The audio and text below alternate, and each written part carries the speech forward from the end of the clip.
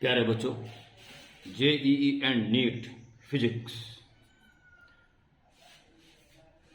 Disc है, उसमें से स्मॉल डिस्क रिमूव कर दी गई है।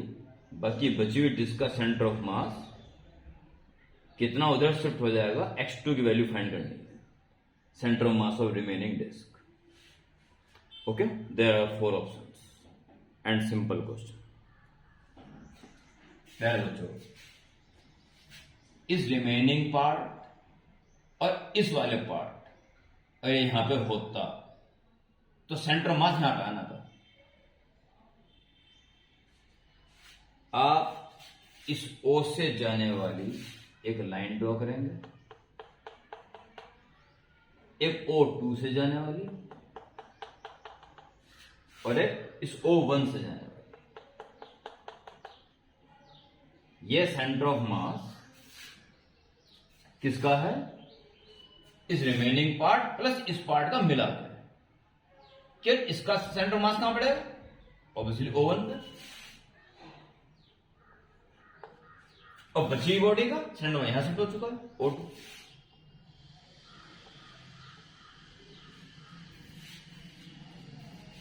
इन दो बॉडीज का सेंटर ऑफ मास यहां पर आना चाहिए। और जब दो ऑब्जेक्ट का सेंटर ऑफ मास की बारी आती है तो बहुत ही आसान कॉन्सेप्ट मैंने आपको बता रखा है। सेंटर ऑफ मास इस वाले ऑब्जेक्ट का मास इंटू उसकी डिस्टेंस इज इक्वल टू इधर वाला मास, यानी इस वाले ऑब्जेक्ट का मास इंटू उसकी distance. Simple. This is valid for only 2 objects for finding there centre of मास। तो अब आप यहां पे क्या कर लेंगे, m मान लीजिए यूनिट एरिया का मास पर यूनिट एरिया। ओके, तो देखिए इसका एरिया कितना हो जाएगा, पाई आर स्क्वायर से पाई बी स्क्वायर। इसका एरिया है पाई बी स्क्वायर, ये एरिया है। यूनिट एरिया का मास m है तो इतने एरिया का मास इंटू m।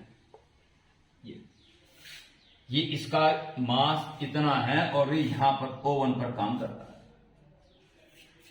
इसलिए इसका देखिए, इसका सेंटर ऑफ मास, सॉरी मतलब इसका मास है।